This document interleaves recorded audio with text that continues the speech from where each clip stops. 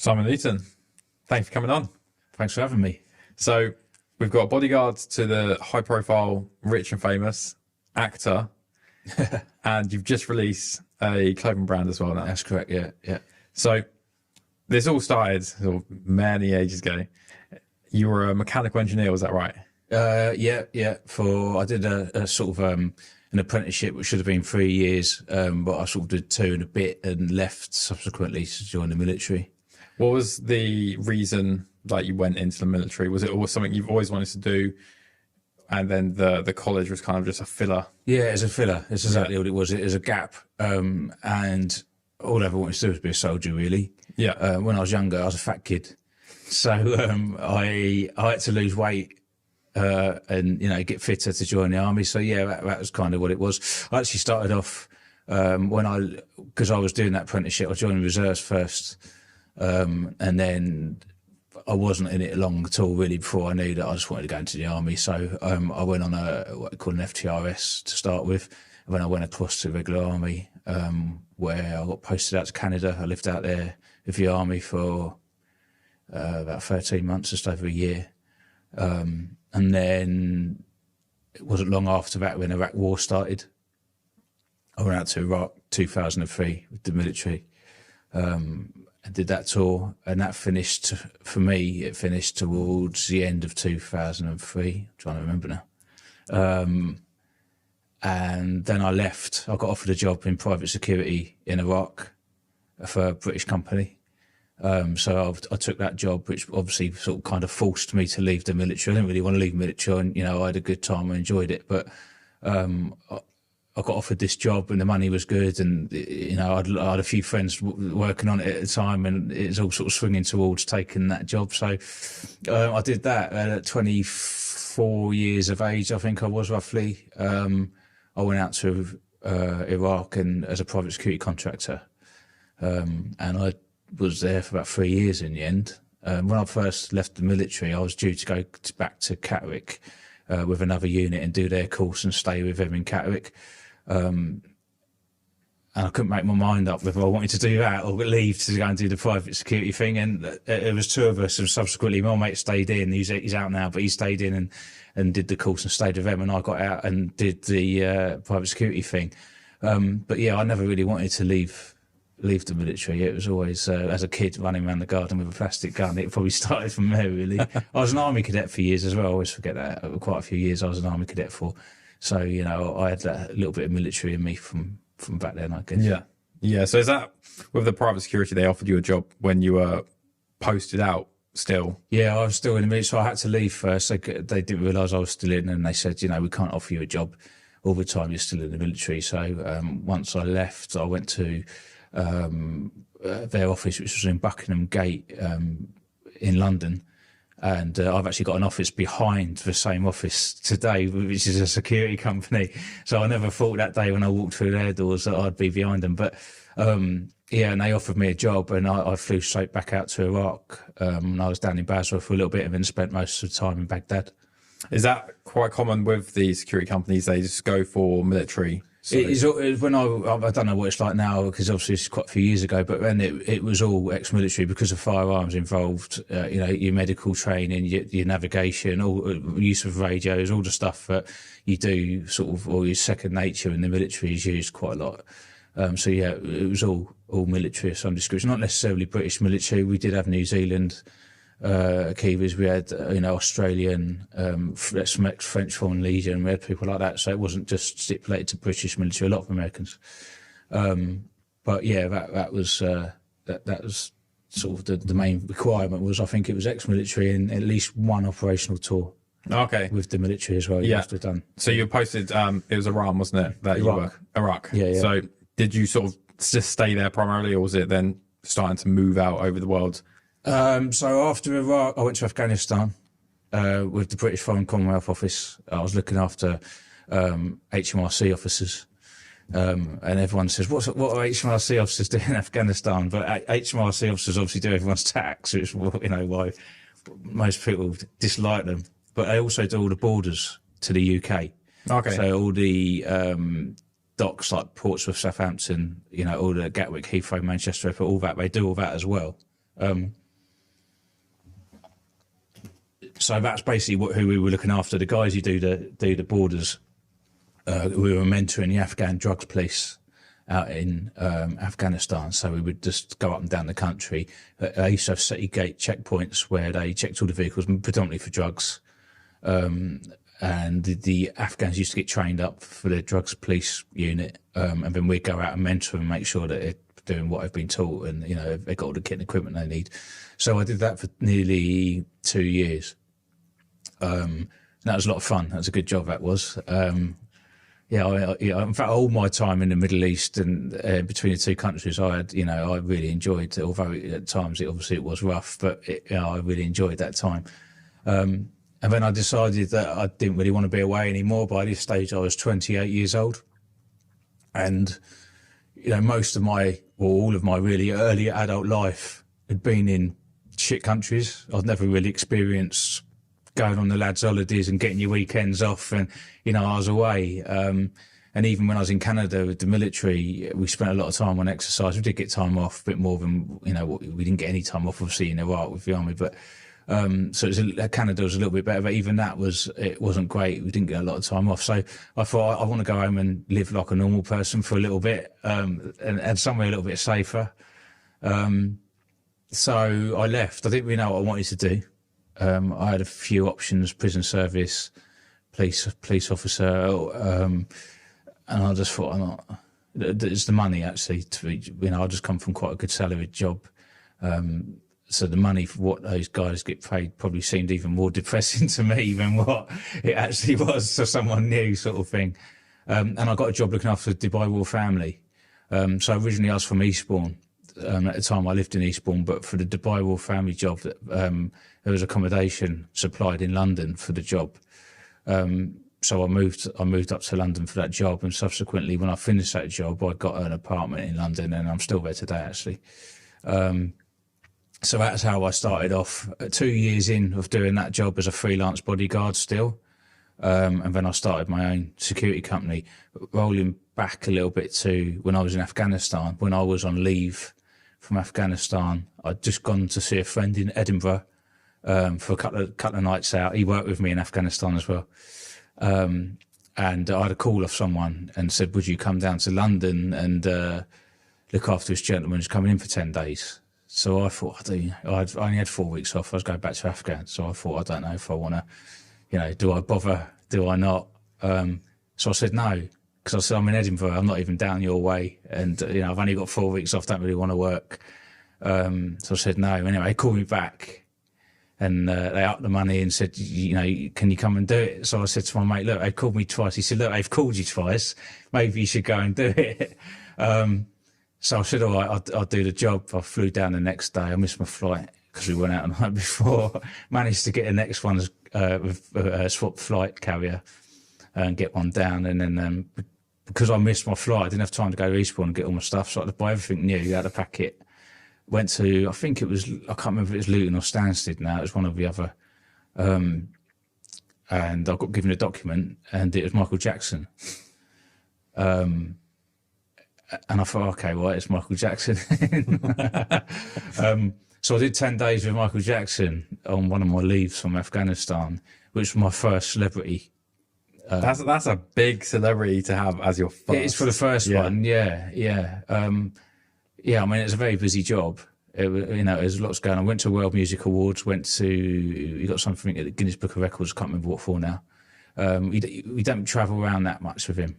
Because it's just his fan base was just too intense. Yeah, I was going to say, like, they book out the whole hotel if they know he's exactly, be there. And that's exactly what they did there, just so they could sit in the lobby when they come down, and you can't stop that if they're paying customers, So, it's a busy job, but that was my first sort of thing. And then after that one, obviously I went back to Afghanistan, did just over another year out there, a couple of years with the Dubai Royal family.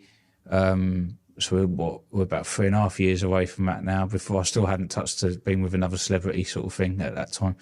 And then I started my business. And our first contract with the private security company I now, Skyway Secure, was a hotel in Park Lane. So got a few on there now, but at the time it was just one, and that's kind of how it all started. So I was around that quite a lot. Then I started, obviously the business was a lot smaller than it is now back then. So then I went out onto oil tankers to do anti-piracy out in the Gulf of Aden, where you just jump on. Normally we'd jump on at Oman and go along to, say, Port Suez in Egypt, something like that. The trips could all be different. Sometimes I started in, where was it? I got off in Durban in South Africa, but I got on in somewhere near Nairobi. I can't remember the name of it now, but yeah, we used to get on and off all sorts of different places and visit all sorts of. I visited a lot of countries doing that job. It was quite good fun, but you was at sea a long time. We had firearms again on that, so the job wasn't too bad. The money was all right, and you could go away and do 10-day transit, come home and not have to go again unless you wanted to do another 10. Okay. So it wasn't like a full-time contract like what I was on previously. So I did that on and off. It worked well because of the business. It still gave me time when I was home to run the business and build the business. And then I stopped doing that. And that's when I started working with sort of like the extra celebrities, if you like. So Kendall Jenner, Bella Hadid. I did a little bit of Gigi Hadid, her sister, not much. Dizzy Rascal, Halsey, probably missed someone out. These were all Naomi Campbell. I mean, I've done a lot more others than that, but these are the ones I spent the most time with. You know, if I spent a day or two or whatever with someone, I don't really count it. But these people I spent, you know, a significant amount of time with all these people. So that started a lot later on. Back in 2010, I was still a working bodyguard around that time. That's when I did my first movie. And I went out to Morocco with, to do a Matt Damon film called The Green Zone. Oh, nice. Yeah. Film. Yeah. And I knew back then, that's when the first time I ever worked on a film set or got involved in anything like that at all. That's when I knew that maybe later on, I couldn't do it at the time, but maybe later on, you know, the film work and being an actor was something I'd be keen on doing, I guess. When I finished that film, I was still a working bodyguard. 2012, I'm going to say, I think it was. I did Sherlock Holmes with Robert Downey Jr. and Jude Law. I did some bits and pieces on that, which I missed some of it because I had to go. I was away on ship, and the job was only meant to be, I think it's like 10 days, and it was gone for nearly 6 weeks. So I got in a bit of trouble for that one, but I completed that. So, and I was doing bits and pieces, but only nothing sort of up in the limelight too much because I was still a working bodyguard. So as time went on, I kind of felt like I ticked all the boxes with security. And although I still got the security company, I wanted to I need to keep that because it's quite a big business now, if you know what I mean. But I started another business with the clothing, but then I thought, right, I'm gonna go and do the acting thing now. But then I thought also, because I've done, you know, I've been, you know, like over 60 publications, plenty of, you know, podcasts that I'm doing with you today, UK TV, German TV, I think, American TV, quite a bit in Australia. I thought it's probably a good idea to not do the bodyguard work anymore. And I wanted to make a clean break for it as well, to do the acting and do the clothing and everything else. Yeah. So that's what I've done. Probably about 4 years ago. Over COVID, I managed to finish acting school. It was allowed to stay open because it was a school. Okay. So I managed to finish. I got a diploma in screen acting. But I mean, training as an actor, it's always ongoing. Like every actor, even the top names, they still do a little bit every now and then, depending on what job they're doing. So it's a constant pursuit, really. But you know, the initial stages, all the basics, if you like, I managed to get all that done over COVID. So that was good. So now it's all pursuing film career, getting set up and everything. You know, Spotlight, IMDb, all the normal bits and pieces you expect to see from an actor. So I managed to achieve all that. Probably about 2 years ago. Lost a movie over COVID, which was out in the States, which I'm hoping to pick back up. Lost another one last year because of the actors' strike. So I've had a bit of a troublesome run with it to a certain extent, but this year's looking a lot more promising, providing nothing else happens. Yeah. I've got a job tomorrow morning actually in Essex. I can't say the name of the movie, but the guy who used to be the guy who's the lead actor used to be in EastEnders. I'll say that much. So how did you get into the whole acting? Like the first one with the first one was when I was in Iraq all those years ago doing private security. There was a guy in the armory. We used to keep all the Afghans. We used to have Afghans for local guards, and we used to use Afghans from the team. So all their weapons used to stay in the armory on camp. And the guy used to run the armory. He's an he was an older guy, ex-parachute regiment, and been out for quite a long time. And I said to him, Brian, his name was. I said, what did you do, Brian, before you come out here? Because there was quite a gap between him leaving the army and doing that job. And he said, I was a military advisor on the film Troy. That's the first time I heard of anything like that. I never really, knew all about it. So obviously I asked him about it and what he had to do, and he'd done a couple of other bits as well. And he told me, and I said, "Oh, that sounds really good." He said, "Do you fancy doing it?" And I thought, "I know I can't do it now because I'm still in Iraq." But I said, "Well, I'd like some details to maybe look at it later on." And he gave me a mobile number of a guy, and I wrote it on a card and I put it in my bag because I knew I wasn't going to be able to do it now. And it must have been, I did another year, I think, in Iraq, and I did 2 in Afghanistan. So about 3.5 years later, when I moved to London to start a Dubai Royal Family, I unpacked all my kit, and the card fell out. And I thought, oh yeah, I forgot about this. Anyway, when I Googled it and looked at it, it was in Shepherd's Bush. And I live in Battersea, so obviously Shepherd's Bush, not far from Battersea at all. So I gave them a call, and they said, you can come down, do all the paperwork, and we'll have a chat. So I've done all the paperwork, 20 forms of all, they want to know everything. And they said that our books are not open this year now, but next year they will be, and we'll look at taking you on then. And about 2 or 3 weeks later, I went to the gym, and I used to be able to leave my mobile phone in the locker, but I can't do that anymore. But in those days, you could turn it off and put it in the locker. I had a voicemail when I come out, and it said, "Hi, Simon. I think his name was Chuck. We'd like you to fly out on Monday to Morocco to do a film with Matt Damon called The Green Zone. Are you free?" And it overlapped by the job that I was on by 1 day. So I thought, I don't want to miss out, because it's like nearly, how long did we go for? It was nearly 8 weeks, I think, 6 or 8 weeks, something like that. It's a big chunk of work just because of overlap of 1 day. And I also thought all the lads were winding me up because they knew I'd put in for it. A couple of the other guys wanted to, but didn't bother because the paperwork was too much. So they went, "Oh, we're not doing that." And also I was told that the book's not open until the following year. So I assumed, you know what it's like, and you walk into the house, "Hey, guess where I'm going next week?" "No, you're not." Do you know what I mean? So I was a bit cautious. And I Googled it, and the number come up for this place. I thought, "Oh, it is." So I rang them up and said, "What's the deal?" And they said when they wanted me to fly, which was a few days from that call. So I spoke to the team leader on the job I was on to say, "Look, any chance I can get off on that day?" And he said, "The people I was looking after, they're not even in on that day. It's just like an admin day for the end of the job." So yeah. So I went out there, and that's how that started, really. It's all by sort of chance and luck. Yeah, it's like it sounds like quite last minute. It's like, right, we want you. A lot of the stuff I've done, even Jackson, I had a day to get there. When I went to Afghanistan, they called me at lunchtime. I think I was at the airport that evening. Everything I've done has always been last minute. This job I got tomorrow, I got called yesterday. It's just, I doubled for Dave Bautista in the movie Final Score as well. Nice. And that was another job that I kind of said no to twice because I was down in Brighton at the time visiting some friends from Eastbourne. And that was the next day. They wanted me there in West Ham at like 5 a.m. I was like, "I'm not going to make it. I'm in Brighton, And because they asked me so many times, I went to do it. I wasn't going to do that. Yeah. I don't know if you've heard of this company called The Extra People.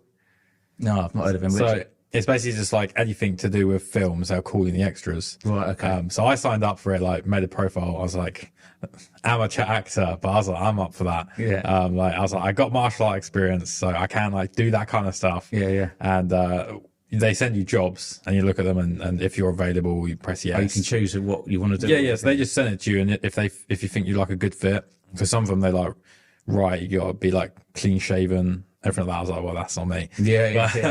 But It's so last minute, the stuff they want you for. Yeah, so they send it to you and they're like, right, we want you like tomorrow afternoon. I'm like, with my business, I was like, I can't. Yeah, can't just go. Especially if it's, I got asked to do a fight scene in, I'm going to say Robin Hood. We're going back a few years here. I think it was something like, I can't remember what it was now, but I thought, oh, I might do that. And, you know, must be happy to get wet. It must be good with this, must be good with that. And I've ticked all the boxes. And a stunt agency actually who'd worked on another film I'd been on asked me if I'd go down and do it. So I thought, oh, this might be quite good. And it was like, you know, 5 o'clock on a Monday evening when they called me, and you had to be in somewhere in the valleys in Wales at 5 o'clock call time, and it's not going to happen. Do you know what I mean? Yeah. But whenever possible, I just go. If I can, I just sort of drop everything and go. So I'm assuming the more you do, the more sort of like the bigger stuff comes your way. Is that right? If you go and do a good job, I mean, I'm typecast. You know, I'm bodyguard, security, soldier, police officer, prison inmate, you know, mafia boss, whatever, boxer, fighter, you know, all those kind of normal sort of things. So all my work always gravitates around that kind of firearms and, you know, and all those sort of things, which is fine because certain elements of that aren't acting for me as such. You know, certainly firearms. Obviously, I spent a long time carrying firearms. So yeah, I think you just need to do a good job, really. Yeah. Just as long as you go and do a good job, and then quite often, like a lot of my contacts I have with the film industry is with the film producers, and they're normally for me, I find that's the best way to go. Because then, if you do a good job in one movie, depending what the next movie is, if it fits, you know, what they want, then you'll get another part in that as well, and that's kind of how it escalates. Yeah, because if you look at someone like Jason Statham, he's always like the same kind of role every film. But he's massive. Yeah, he's a good one, Jason, because first of all, I used to get when I used to work for Bella Hadid and a few of the celebrities, I used to get put in the paper all the time, or in magazines, Vogue, and things like that. And they'd always used to compare me with Jason Statham. But I mean, if you put me and him next to each other, before we looked nothing like each other. But so yeah, I always got Jason Statham all the time. But I mean, I think he'd be the first to tell you as well. He didn't go acting school, you know. He does the same thing for most movies, but he does it well. Yeah, that's the thing, and you know, he's typecast. He has gone off piste slightly with the odd funny movie and bits and pieces, but I think for someone who really just started off with Lock, Stock and did a few small pieces and ended up into what he's doing today, you know, he's done super well with it. And he says he's not really an actor. He is, isn't he? Let's face it, you know, he is, and he's a good one. Yeah. You know, what's your goal of the acting? Like, what's like 5 years down the line looking for you? Well, just keep going with it. Really, I'd like to do a film with Jason Statham, just because of that association, which hopefully would mean something with Guy Ritchie as well. Obviously, I done one of Guy's films because Sherlock Holmes was Guy Ritchie. Yeah. So I'd like to get involved with that. But yeah, just letting it grow. You know, the security company and the clothing brand sort of financially supports me. So when it comes to acting, I do it because I enjoy it. So I just try to keep it good, clean work, small parts in big movies for me. Yeah. Because I'm lucky in the fact that, you know, if you've got to pay a mortgage or you've got to pay your rent out of doing it, it can be tough. Because there's very few actors will just act all the time. Even when you look at people like, you know, Angelina Jolie, Brad Pitt, and they all act, and Tom Cruise is a classic, but they're film producers as well. It's essentially a second job. Yeah. You know, so, and they're top of their game. You're not going to get much better. So most actors have a second job or third job. And obviously for me, my businesses are what keeps me going day to day. And the acting is just, I don't want to say it's a hobby because it's not. I put a lot of time and effort into it. But yeah, I don't need to sort of take things on that I don't need to be in. Let's put it like that. Yeah. And sort of going back to like your time doing the security and stuff like that, you're spending a lot of time with sort of like very famous people, high net worth individuals. Yeah. Do you get to sort of have like one-on-one conversations with them at all, like talk about stuff, or is it very like professional Yeah, some more than others. I mean, so apart from Michael Jackson, there was about 5 of us on the job. Plus, he had PAs and all sorts of different people would come over with him from America. Costume, wardrobe, whatever you want to call it. Makeup, hair, blah blah blah, all the different people. So, although we spoke to him, it wasn't that much, because there was a lot of people around him all the time. Yeah. And a lot of stuff that you'd normally have to sort out as a bodyguard, you didn't really have to do on that job, because it was done for you, because it's done by all the other people around him. So, so not so much on that. All the other people I've looked after, I've been on my own. So obviously, when you're on your own, the interaction's a lot more. But yeah, literally, actually, everyone else I've looked after, I've had a lot of interaction with all them people. Yeah, and it's normally work. Yeah. But then not always. If you're sat in a hotel room with a few hours to spare and everyone's sitting there, you chat about normal things. Do you know what I mean? It's not always work, but yeah, predominantly it's always work. But it just depends. Yeah. So sort of with the jobs by yourself, you're always like pretty much on alert all the time. Yeah, it depends. If you're in a safe environment, so if you are in a hotel suite, hotel room or something like that, then it's not so bad, obviously, because no one's just going to come, well, it's unlikely it's going to come bursting in. But yeah, I mean, the planning when you're on your own, the days are long. You need to get up really before they're up, and you probably don't get to go to bed until after they've gone to bed. Yeah. I've cracked out 17, 18, 19-hour shifts, probably done a 24-hour before. Which isn't sustainable, obviously. But sometimes, you just have to do what you got to do. Yeah. Who do you think is the person you've learned the most from just by being around? Probably none of the celebrities. No. No. No one you can mention. Well, in what respect, learned what?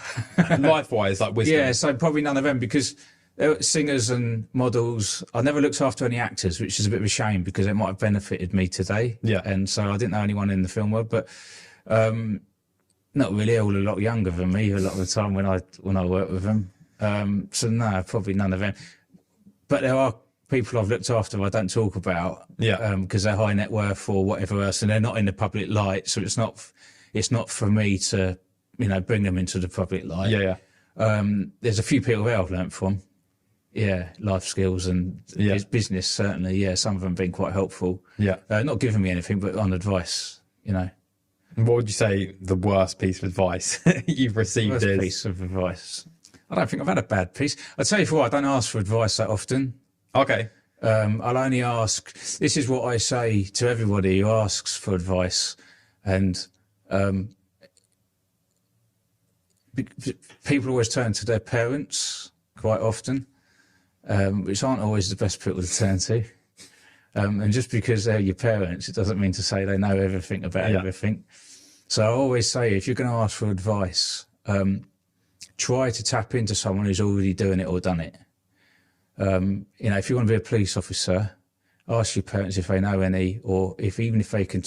I bet you if you walked into a police station and said, is there a chance at some stage this week, or even now, for my son, he wants to join the police, can he speak to it? Or my daughter, they want to join, can they spend 5 minutes with the police? I bet they'd be able to do it. It'd be a way around it. It may be not there and then, but it's the same as, I'm not talking about being an astronaut, go and find an astronaut and ask, but, if you're sensible about it. Yeah. So that's what I always do. If I'm going to ask someone about business, I'll ask someone who's had multiple businesses, might have even been bankrupt once or twice before, and now they've gone back into business. And do you know what I mean? Yeah. You can tell you all the aspects of it. So I never really, because of the kind of stuff I ask for, there's only certain people I can go to, because I like to try and ask people who've been there and seen it and done it all. Yeah. Because of it, I don't ask that often. But certainly with looking after, especially the high net worth, corporate and members of parliament and people like that, and scientists and all the pharmaceutical industry, they all have bodyguards at some stage. You can learn a lot from those types of people. Yeah. I think I also learned a lot from the travelling. Bit working in all those different countries. Yeah. I learned a lot from that. Just seeing the way different people live, the hardship for some countries. How to move around, navigate airports easier, and just sort of general day-to-day knowledge of working and living in other people's countries and towns, it is like a technique to it if you want to do it easily. You know, so you don't turn up not having the right bits or don't know where you're going. And a lot of things we always used to do, certainly as a bodyguard, if I was in a new area, I'd spend quite a long time looking at the maps of the area on my phone. So before I even step out the door the next day, in the army we used to call it map recce. I already kind of know where I'm going. You know, I know which way I'm facing. I can't get too. I don't know exactly because I've never been there before. But you always kind of know where you're going, which way you're facing, and where to go to. So you learn a lot of that, but a lot of that comes from the military, which is why I think the progression of bodyguards quite often is military guys. Certainly working out in the Middle East, you know, a wrong turn back then, a wrong turn in Baghdad could have you killed. You know, take you down the street into an area you're not meant to be, and that's the end of it. Yeah. So all that learning probably started from the military, really, if I think about it. Or maybe even army cadets, where I first learned to read a map. Yeah. You know, do you know what I mean? It kind of started out. You know, it's amazing how people actually don't know how to read a map. It is crazy. Yeah, and it is practice as well. You know, I mean, even on your phone, you know, you get up on your phone, especially if you Apple iPhone, you get the map, you can go on there, and people don't know how to read it. I just think for me, it's like a baby's map, that. Yeah. You know, it's the easiest map because you don't need anything else. When you're doing orienteering, you normally need a compass, a Roma, you know, and all the other bits and pieces we would carry to do map reading correctly. You've only got to look at this map now on the thing. It updates for you and it even tells you where you are. And that was always the hardest thing. If you didn't know where you was, and you needed to find out where you was in the map, you know, you had to do it now with all GPS and phones and everything else. You don't have to do that anymore. So yeah, how people can't read a map. And the other thing I always do as well is I don't get lost that easily. I do get lost sometimes still. Very rare. And I always say to people, when you're walking somewhere, even if it's an easy route, every now and then just look back and just see what you can see when you look back. Not for long, but just long enough, because what you'll notice is when you're walking back that way, your brain will remember things from looking that way. Otherwise, quite often where people have done it before, when they've walked back from someone, they go, I don't remember seeing this. We're going the right way, and I don't remember seeing that. But if you actually look back when you're walking somewhere, just every now and then you'll notice fish and chip shop, church, whatever there might be, and that'll register when you're coming back the same way. Yeah. So there's no tunnel vision, basically. Has there been like any scenarios in your time in either in the military or security where you'd be like, fuck, that was like a close call? Yeah, a lot. Yeah. Military, not too bad, to be fair. Private security was a lot. I mean, we got rocketed in the Sheraton Palestine hotels in Baghdad. I.E.Ds used to be relevant. One of the jobs I'd done was for the Japanese government out there, which was convoy teams. So we used to bring in kit and equipment and wasn't looking after people. So because of that, any time the kit and equipment come across the borders from Jordan or Kuwait, we had to be there to collect it. So any time in Baghdad, sometimes if it started to get rough in certain areas, they'd put a no move for Westerners because it was too unsafe to go out. So everyone would stay locked in their camps, if you like. Could be as long as 2 or 3 days or longer, sometimes longer. But we would still always have to go out because if that kit and equipment come across and we weren't there, it'd get stolen. So a lot of guys got killed on that job over the years. The convoy teams. I was in Baghdad, but I also had them down in the south in Basra, and I think they might have had some further up north as well. And we used to get hit on them all the time because of the size of the trucks we were bringing in. We had to stay on all the main supply routes. We couldn't run very fast. We could never go off road or do any cut throughs like we used to do as when you're looking after people. So we used to get hit a lot on that. So yeah, that was rough. I learned a lot on that. Yeah, on that job, medically particularly. Really? Yeah. I mean, the job was we carried a medical kit on our legs, which was purely for ourselves. Certain number of Israeli bandages. We had a stick of morphine in there, tourniquet. We had an IV drip. It was all basically geared up for gunshot wounds predominantly. And you'd always, if you went to someone, you'd use his kit on him. So you never used your kit on someone else. So everyone had to carry that like a personal kit for someone else to use on them if they got hit but also inside in the vehicles we had medical bags, big trauma packs. Each vehicle had one of them, and then each vehicle had 2 body bags on it as well. And then if we run out of body bags, we just use sleeping bags. So I mean, it kind of tells you, Yeah. the type of job that was. Yeah. Yeah, no, that's rough. Rough job. Rough. Yeah, it's a rough time. In a strange way, I enjoyed it, and I learned a lot from it.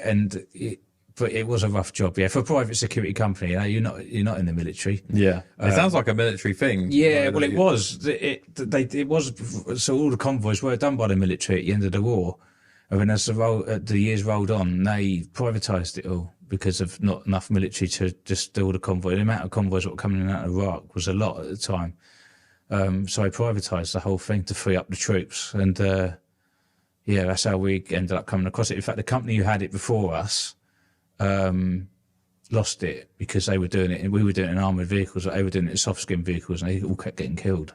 They wiped out some whole, it was a whole team in the convoy a couple of times. So you're saying like you're in armoured trucks basically, but you can't move that fast. Yeah. So what kind of what is the protocol really when you come under fire? Like what? If you can, just drive straight through it.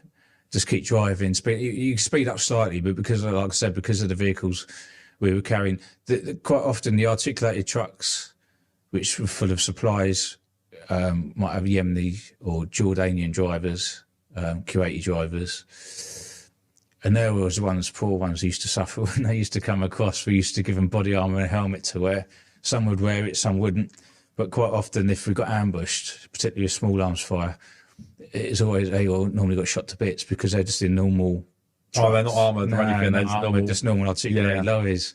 So they've already driven across Jordan to get to the border of Iraq or whatever. They just done it's a normal day's work for them, but they always used to get set on fire or shot to bits. And we did as well, but we was you're never safe, not even in an armoured car, but we were safer than what they were. Yeah. Did they ever chase you at all the ambushes, or was it just sort of sometimes you just get I.E.Ds. They go off and they wouldn't have much effect at all. They might not have much effect at all because they were only small, or quite often they would seat them too low in the ground, so the ground would take a lot of the blast. Sometimes they'd do a peach, and hit you bang on, and it wouldn't do. And I think sometimes if they used to use things called shape charges. Shape charges, when it's fired, it has a piece of steel in it, if you like, which is shaped, and it rips through even armour. So if we got hit by shape charges, normally someone was definitely going to get it because it would just rip in straight through the door. And those things were cutting guys in half, cutting legs off, where guys were sitting down in the trucks. In the back of the truck as well, we had a gun box with a guy with PKM in the back, which is a belt-fed machine gun. So there used to be 2 guys in the back for that, but they were exposed from probably chest height up, and the rest of it was behind armoured, sort of a bulletproof shield, if you want to call it that. So their top part of their chest and their head was exposed. So if an I.E.D. would go off, sometimes they might catch up a bit of shrapnel off the I.E.D. 9 times out of 10 it didn't kill them, but it could hurt them. Anyone inside the vehicle was normally all right, but if you got a good one, if they got you good, it just blew the whole vehicle off the road, set it on fire. It was a friend of mine who got killed. He drove over a drain, and there was a device underneath the drain, and it threw the whole vehicle up into the air. So, there's an armoured vehicle with 3,000 or 4,000 rounds of ammunition in the back, plus 4 guys on it. The weight of that to throw it in the air, and it come down on top, set on fire. The other lads couldn't get close enough to the vehicle because the fire was setting all the ammunition off. And then subsequently everyone died in that vehicle. So some of them were good, strong hits. Others, you could get hit 2 or 3 times in one job and it wouldn't really matter. Yeah. So these shape charges, are they like the I.E.Ds? They're buried, so you can't see them. Yeah, they did, over the years I was there, they did all sorts of different techniques. So to start with, they were using mobile phones to detonate it. So what it did mean was someone had to be in line of sight.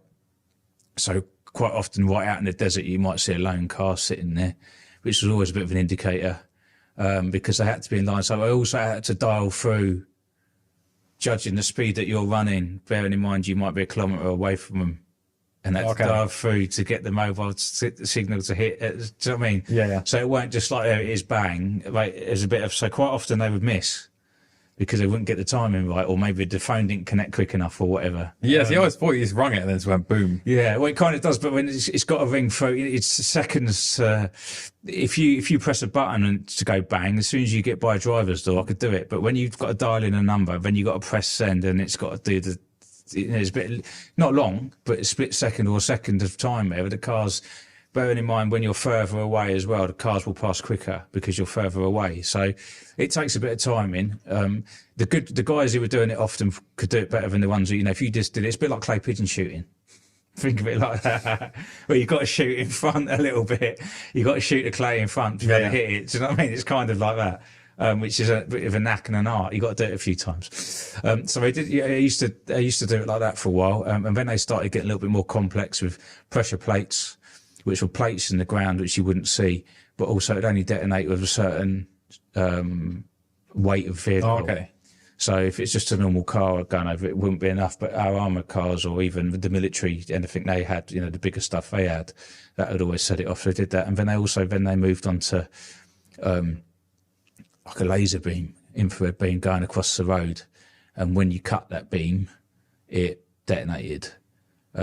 So we went through a period of time of putting long pieces of metal, if you like, with another stick. It's like a T-shaped thing that will run out from the front of the vehicle about 2 meters out. Okay, like an antenna kind of thing. Yeah, but it's sort of straight out the front and with a bit of rubber on the bottom which dragged along the road as well. So it kind of made something to trigger the laser beam, which was only about 1.5 meters, 2 meters in front of the vehicle, which did work. If it hit, then it would normally hit. It would still normally immobilise your vehicle because it would normally go off around the engine block sort of area. But at least it wasn't your door where it was going to rip through and take you out. But then they become wise to that, and they started changing the ways to get round, because obviously we was all doing it and all the other companies were doing it as well, and they started seeing why we was doing it. So it went on. I mean, I don't know what they're doing today, but it's still very much going on out there, just because we don't see it in the news anymore. There's still lots of stuff going on out there, certainly in Iraq. They just get more complex and as time goes on. Yeah, because when you would hear on like the news, like some soldiers had been killed out there, it was normally from I.E.Ds. Yeah, most of it is, and certainly Afghanistan was slightly different. So Iraq, the I.E.Ds were roadside bombs for vehicles. Didn't really get anything. There was, but not as much as Afghanistan, where with anti-personnel mines blowing legs off and things like that. Afghanistan was riddled with that. People losing arms, legs, feet. In Iraq, there wasn't so much of that, and certainly wasn't for private security, because it was always in vehicles. So it was always roadside bombs or vehicle-borne I.E.Ds, which were always big. You're dead if one of those hits you, because it's a saloon car of some description, normally packed full in the boot, or sometimes the boot and the back seat, of explosives. In fact, I saw one of them go off in Baghdad once, and it ripped through. It killed everyone in the area, but it ripped through something like 4 sets of blast walls, and these blast walls are there for that to not go through, and it ripped through 4 sets of them. So, I mean, that was a huge one. Even though I was in a hotel across the river, and it smashed the windows in the hotel room, and I had the curtains shut, luckily, so it didn't make so much of a mess. But is that something they get? Do they just get left, or are they actually being driven around? No, they kill themselves. So they drive, they drive into the checkpoint. And it's always a difficult one, because that particular one was a US Army man checkpoint going into the green zone in Baghdad. But you try to stop that from happening, and we used to use all the different sorts of techniques to try and stop vehicles. If people used to pull forward when they weren't asked to come forward, quite often they'd get shot. The engine block of the vehicle, not the person driving. But and if they didn't stop and they kept coming, then they might get shot. Because there was a lot of that what went on.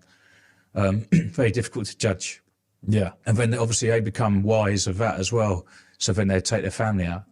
They'd have 2 kids, 2 kids in the back, mum and dad in the front. Fuck. And then they still detonate, because we obviously, to start with, before we started realising what they're doing, you think, well, they're not going to kill, and they do. So then we had to become wiser. But it's quite tough in that respect. That's one of the bits I didn't enjoy that much, of having to decide. I can imagine. Yeah, because it happened quite a lot. It weren't just at camp gates and stuff. It was when we was out. You'd never let anyone pass you, because if any of those cars come alongside you, they could detonate and blow you up. So no one was ever allowed to pass. But then most people were obedient. But if you got that odd person that sort of stick through the front of the line of traffic behind you, you always had to make your mind up. Do I shoot? Do I not shoot? How much closer do I let them come? Yeah. Do you know what I mean? And it's always a tough one, because if you shoot and you've done it wrong, then you've sort of killed someone innocently. But then if you don't shoot and he comes alongside and wipes the whole, kills everyone, you're going to feel bad about that as well, you know? Yeah. So it's always a tough call, that one. Well, that is like real mentally draining. Like every single car is a threat. Yeah, it was if you was last vehicle, because it's only the last vehicle, obviously, we had to deal with that because no one else should have come up. Yeah. Yeah, it's just one of those things. But it's like everything. When you've been operating in places like that for a long time, quite often I got a feeling as well. When we went into certain areas, I just feel something wasn't really right here. And there's loads of things you can notice. Maybe there's not many people on the streets, and it's just generally quiet. There's not many vehicles around. All the things you'd normally see in the built-up areas, and the normal pattern of life changes quite often because people know something's going to happen.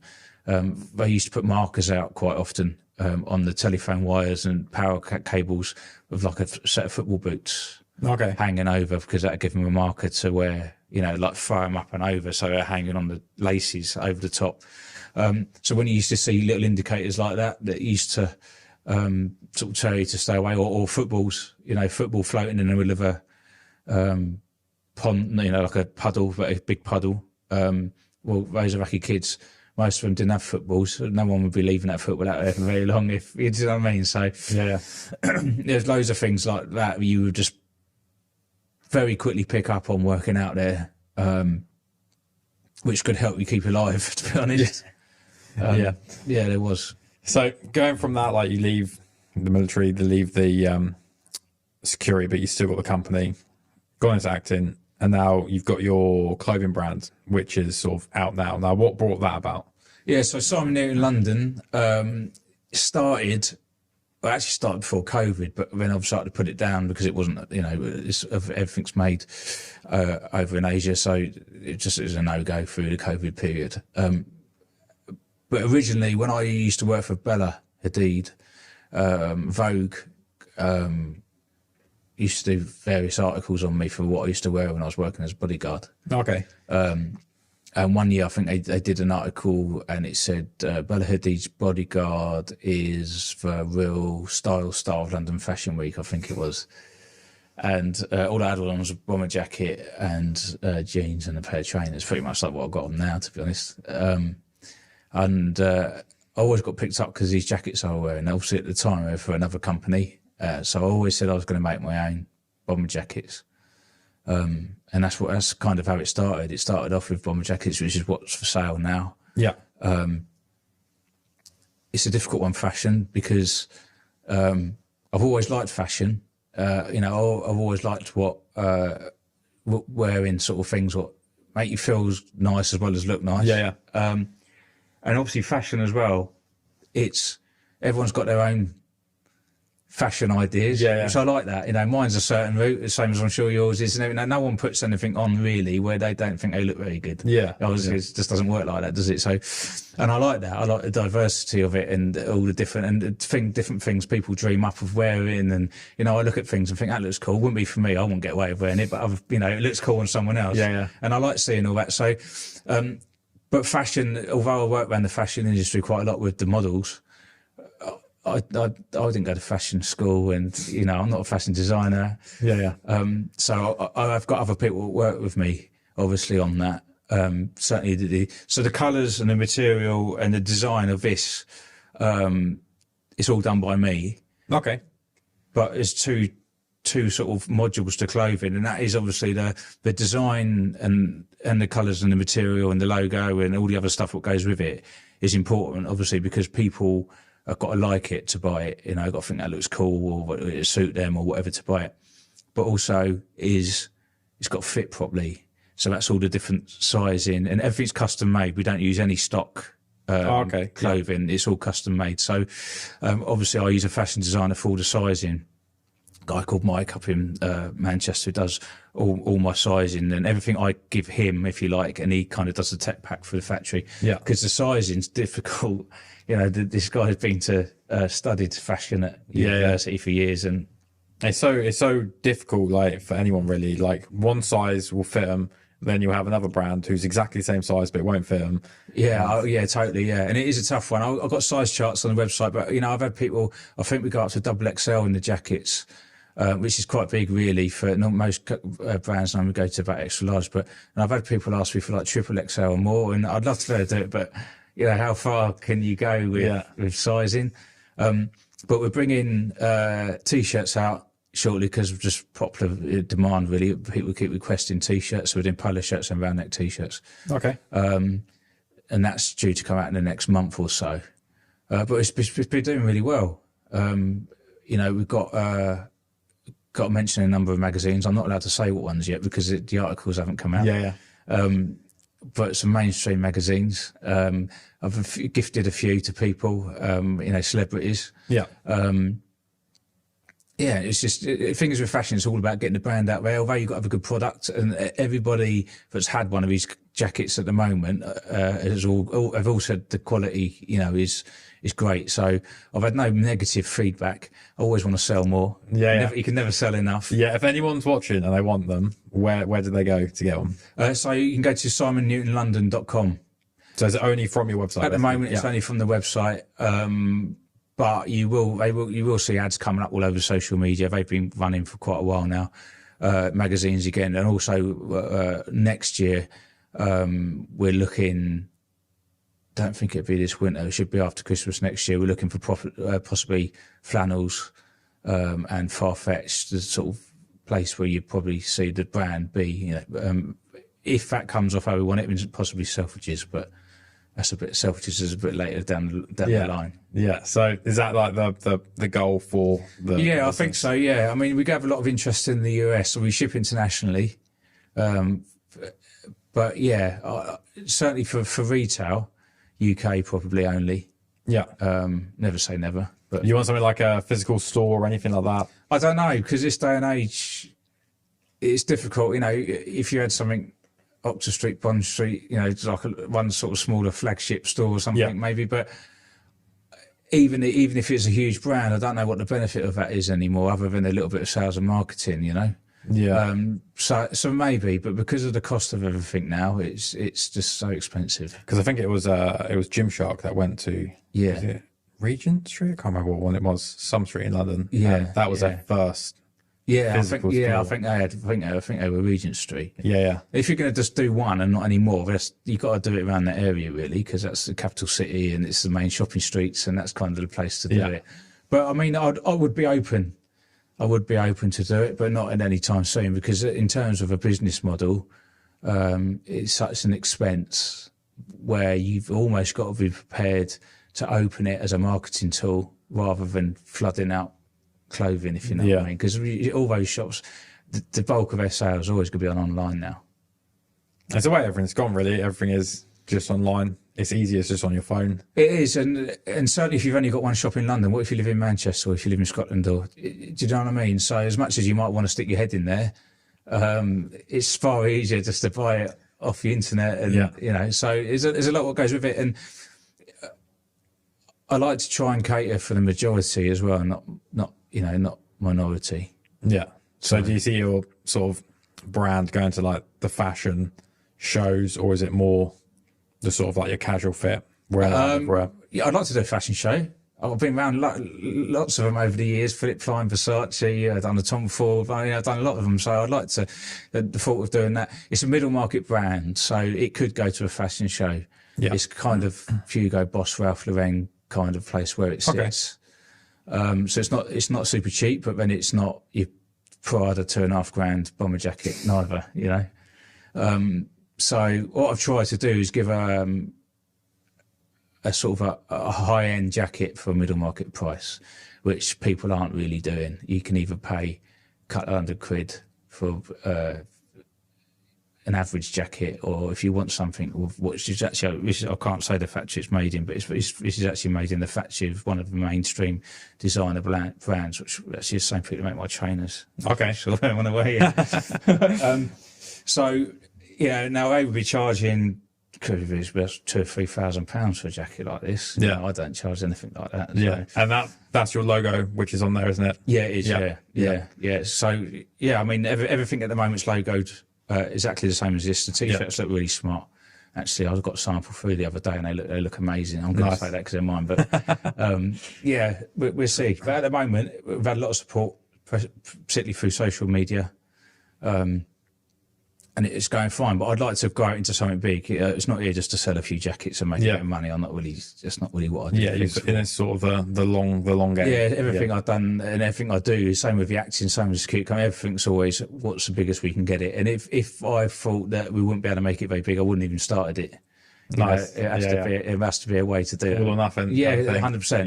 Yeah. Totally. Yeah. Perfect. Simon Noonan, thank you very much. Well, thanks.